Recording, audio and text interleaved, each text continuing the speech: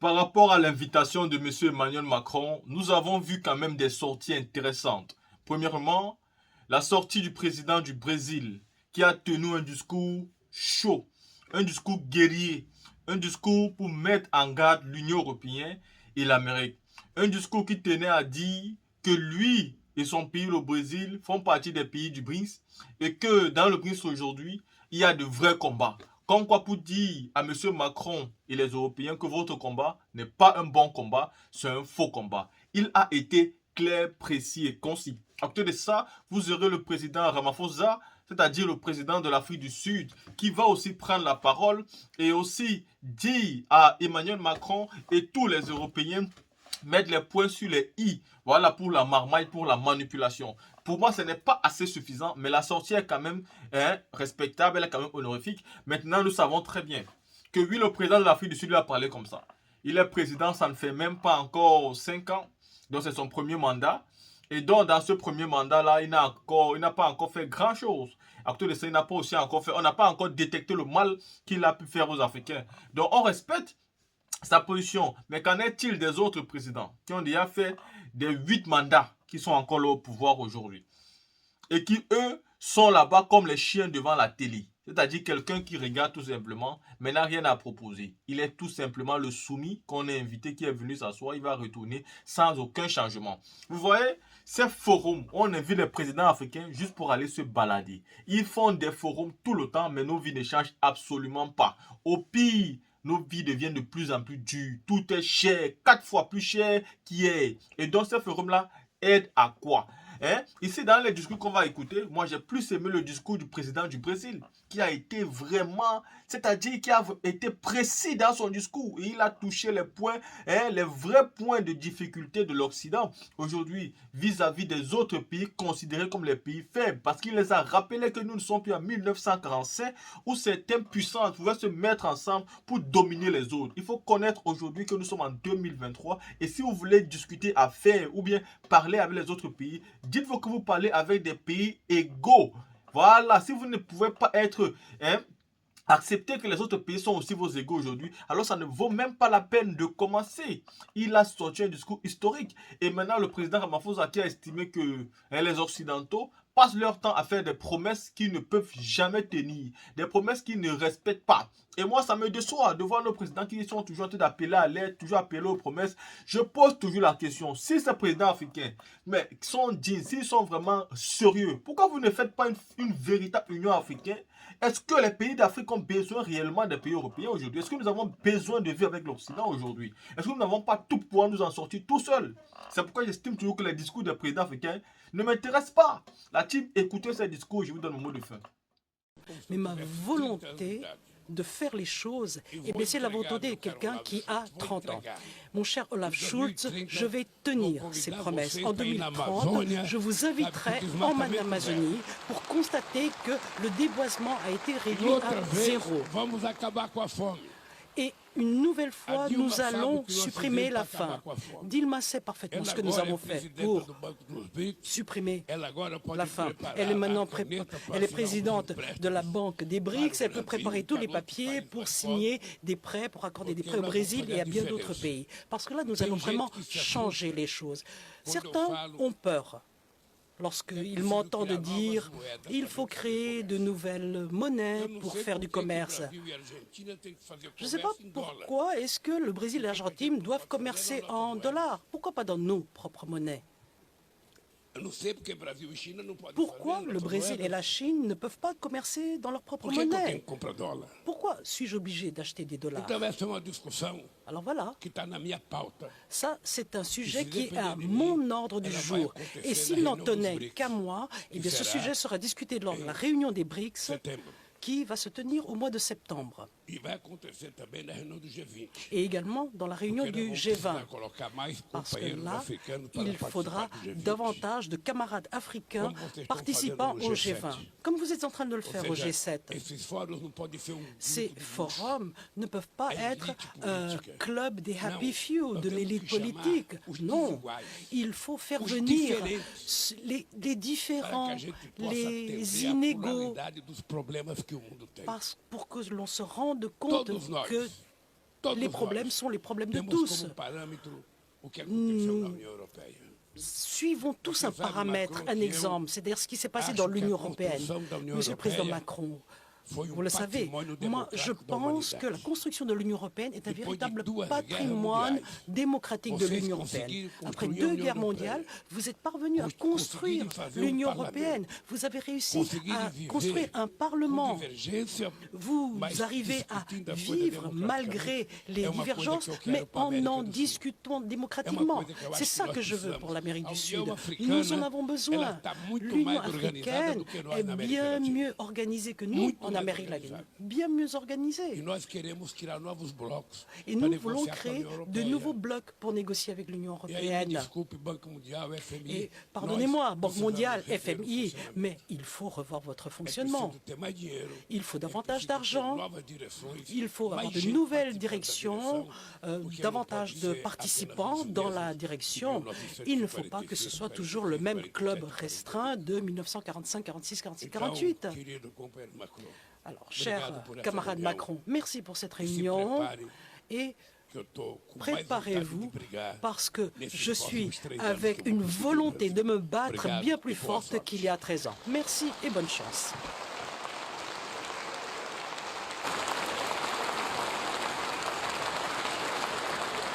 Merci beaucoup, Président.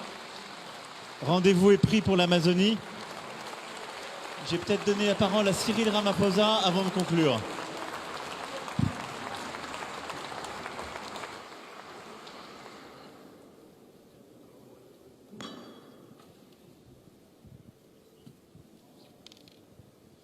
Thank you very much, President Macron. Merci beaucoup, Monsieur le Président Macron. Let me start off by saying, J'aimerais President commencer Lula, don't worry. en disant au Président Lula de ne pas se préoccuper The lorsque issue of nous aurons la currency réunion des is BRICS. top on the agenda. La question So we are des going to devises est discuss vraiment it. une priorité absolue de notre agenda. Nous President en Macron, parlerons. I just want to start off on a very Monsieur le positive Président note. Macron, j'aimerais commencer par un point In très terms of positif. what I think is evolving here, I think En termes de ce there qui is se passe consensus ici, eh bien, il y a un that is clearly consensus qui embraced se by dégage everyone that we need to address parmi climate tout le monde, and poverty. selon lequel nous devons vraiment As they go together, lutter contre le there's a changement nexus. climatique et la pauvreté qui As it sont were, we need to burn the candle étroitement on both liés. sides. So that's important. So Et donc that's il est important agreed. d'avoir une approche équilibrée And we pour all lutter contre recognize and accept ces deux that problèmes. we need capital at Et nous reconnaissons scale aussi que nous to avons besoin address the key de challenges capital, that de many suffisamment de countries capital in the pour world lutter face, contre les particularly nombreux défis developing qui accablent les pays du monde, economy countries. surtout les And we pays also would en be développement. agreed that there needs to be Et more cooperation and coordination between nous sommes d'accord aussi sur le fait que nous avons banks, besoin davantage de coopération, de coordination entre les banques multilatérales de développement et le secteur privé, de manière à ce qu'il n'y ait pas de fragmentation, un sujet qui a été récurrent ces 2 derniers jours. Mais ce qui est vraiment important pour nous, surtout, c'est qu'un solide consensus se dégage sur la réforme de l'architecture financière mondiale. Car sans cette réforme, les rêves et les objectifs que nous entretenons face à ces défis ne seront pas concrétisés. Et ces réformes doivent toucher un vaste éventail d'aspects. Monsieur Mo Ibrahim, hier, a mentionné quelque chose qui pourrait nous paraître insignifiant, c'est que les conseils exécutifs des institutions multilatérales ne sont pas constitués par des administrateurs indépendants, c'est plutôt des personnes internes ou des actionnaires. Donc pour nous, ça, c'est une réforme importante. Il faut aussi se pencher sur les questions de la répartition des droits de tirage spéciaux. Je trouve difficile d'entendre qu'on me dise que telles sont les règles, ce sont les règles pour tout le monde, et donc soit vous n'avez rien, soit vous avez 54 milliards. Selon nous, il ne s'agit pas d'un jeu à somme nulle, c'est un jeu dans lequel chacun doit être traité de manière équitable. Et il y a donc un besoin de réformer cet aspect-là aussi. Autre chose importante pour que tout cela se produise, not to participate as unequal cousins in these institutions. Cela nous aiderait de ne pas participer en tant que personne, en tant qu'acteurs inégaux, mais plutôt que de participer pleinement à ces institutions, de manière à ne pas nous sentir comme des personnes qui sont traitées, qu'on aide simplement par générosité. Et donc il faudrait qu'il y ait une bonne mesure d'égalité, un traitement d'égalité entre les nations souveraines. Récemment, 7 pays africains ont décidé de lancer un appel à la paix à l'Ukraine et à la Russie. Et nous avons soulevé un certain nombre de problèmes. La Zambie, par exemple, était représentée, la République du Congo aussi, le Sénégal, l'Ouganda et l'Afrique du Sud. Nous étions donc tous représentés, et l'Égypte aussi. Nous étions tous unis. Et donc nous savions que même si nous devions lutter contre une guerre qui avait un impact négatif sur le continent africain sous forme d'augmentation des prix alimentaires, des prix aussi des engrais, nous savions très bien que nous n'allions pas là-bas en tant que mendiants, que nous n'allions pas demander que l'Ukraine et la Russie nous fassent nous rendent service.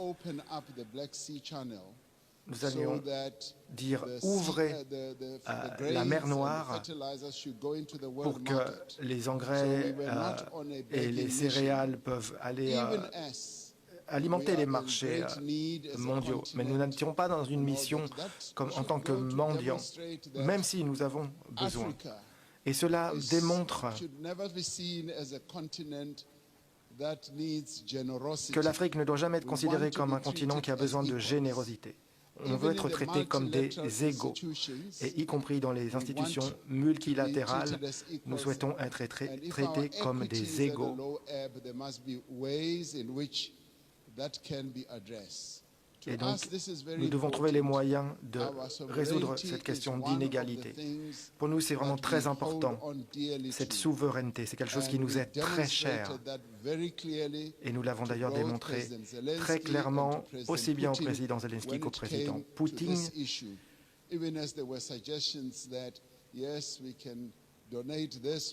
Même s'ils ont suggéré non, mais nous pouvons vous donner ceci, ou nous pouvons donner cela. Et nous nous avons dit non, nous voulons que vous libériez vos engrais et les céréales sur les marchés mondiaux pour qu'ils puissent être ensuite distribués sur ces marchés mondiaux.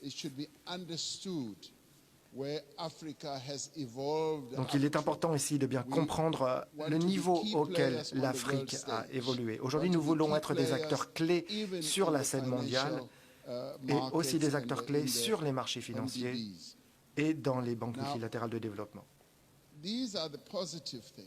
Donc voilà, ce sont les aspects positifs. Mais Monsieur le Président Macron, j'aimerais aussi soulever une autre question qui pour nous est plutôt un aspect négatif. Vous avez déjà entendu le président Sisi parler des 100 milliards promis à Paris. Hier, le président Sassou Nguesso en a parlé aussi pendant notre dîner hier. Et donc, un certain nombre des engagements qui ont été réalisés n'ont pas été véritablement concrétisés. Mais avant de donner plus de détails, j'aimerais vous dire quand même que nous reconnaissons qu'il y a de nombreuses initiatives qui ont été mises sur la table et que beaucoup de pays ici ont agi. Par exemple, l'Allemagne a vraiment fait déployer d'immenses efforts pour mettre en place de nombreuses initiatives. Les États-Unis aussi ont fait beaucoup de choses. Mais il y a de nombreux moments où nous nous sommes sentis comme des mendiants. Moi, j'ai joué le rôle clé de président de l'Union africaine pendant la Covid et nous avions vraiment l'impression d'être des mendiants au moment de la disponibilité des vaccins, quand on avait besoin d'accéder à ces vaccins. Parce qu'en fait, les pays de l'hémisphère du Nord avaient acheté tous les vaccins du monde et il les gardait. Il ne voulait pas les libérer à un moment où nous en avions besoin le plus. Et nous nous sentions comme des mendiants. Et nous avions l'impression parfois que c'était juste des miettes que nous allions recevoir. Et pour être honnête, cela a vraiment généré beaucoup de... Nous étions plutôt... Nous n'étions pas contents de cette situation. Il y a eu d'ailleurs beaucoup de résistance lorsque nous voulions recevoir des vaccins. Et on se demandait, mais qu'est-ce qui est plus important? C'est la vie ou les profits face aux compagnies pharmaceutiques? Et cela aussi a créé beaucoup de ressentiment et aussi de déception de notre côté. Car nous avions vraiment l'impression que la vie des pays du Nord était beaucoup plus importante que la vie des pays du Sud. Et ce sont des questions auxquelles il faut s'attaquer. Et je suis heureux que nous soyons tous réunis ici, car nous pouvons vraiment nous attaquer véritablement à ces questions en profondeur. Donc je reviens sur les promesses qui ont été faites. Le chancelier Schulz a dit, par exemple, que nous devons joindre le geste à la parole. Et c'est vrai, oui, nous voulons que les promesses se concrétisent. Le président Sassoon hier a dit lors du dîner, 100 milliards de dollars ont été promis chaque année. Mais il disait aussi qu'il ne les a jamais vus. Et nous sommes nombreux ici à pouvoir témoigner que ces 100 milliards de dollars n'ont jamais été vraiment mis à notre disposition. Et c'est donc une question à laquelle il faut s'attaquer, car parfois je suis dans ce genre de conférence comme aujourd'hui, on entend qu'il y aura telle ou telle somme qui sera mise à notre disposition, et nous vous croyons. Nous vous croyons, mais il faut maintenant qu'il y ait vraiment des actions concrètes qui soient prises. Et si je vais vous parler de quelque chose de très pratique, le président Sassou Nguesso aussi l'a mentionné hier, il a dit donc qu'il serait heureux qu'à l'issue de ce sommet, il y avait des actions pratiques prises sur la question des infrastructures. Car 600 millions de personnes en Afrique, par exemple, n'ont pas accès à l'électricité. Et pourtant, nous avons toutes les ressources nécessaires pour produire de l'électricité, en particulier dans la rivière, le bassin du Congo. Et il y a des plans pour bâtir différentes stations hydroélectriques qui pourraient générer 17 millions de gigawatts. Et donc, il s'est exprimé en faveur de cette proposition.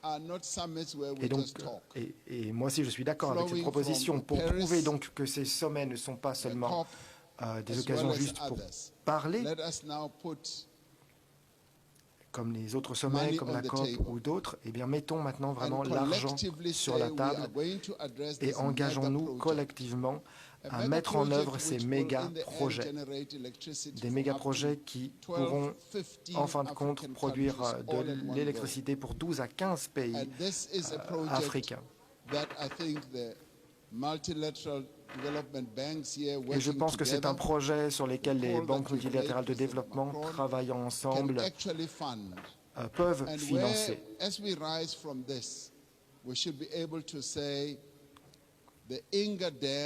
Et nous pourrions alors dire que le barrage d'Inga va être développé avec une station de production Inga qui a été mentionnée par le président Sassoon et aussi d'autres.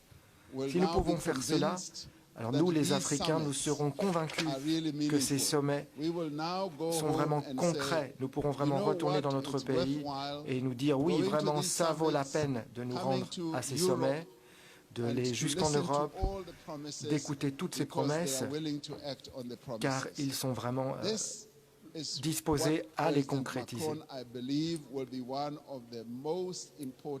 Et là, président Macron, je crois que ce serait là l'un des meilleurs résultats. Donc non seulement la réforme de l'architecture financière, mais aussi la mise en œuvre de projets pratiques, de projets d'infrastructures qui vont vraiment apporter beaucoup de valeur dans notre pays. Avec le président Sisi, nous avons parlé d'un projet ferroviaire de Cape Town au Caire. Cela fait des années que nous en discutons. Nous laisserons ce sujet pour le prochain sommet. Quoi qu'il en soit, il y a également un autre projet de production d'électricité et également le projet d'Ingadem. C'est vraiment un projet de très grande envergure et pour moi, il faut prendre en considération immédiate ce projet et c'est alors que nous serons convaincus de votre sérieux. Merci.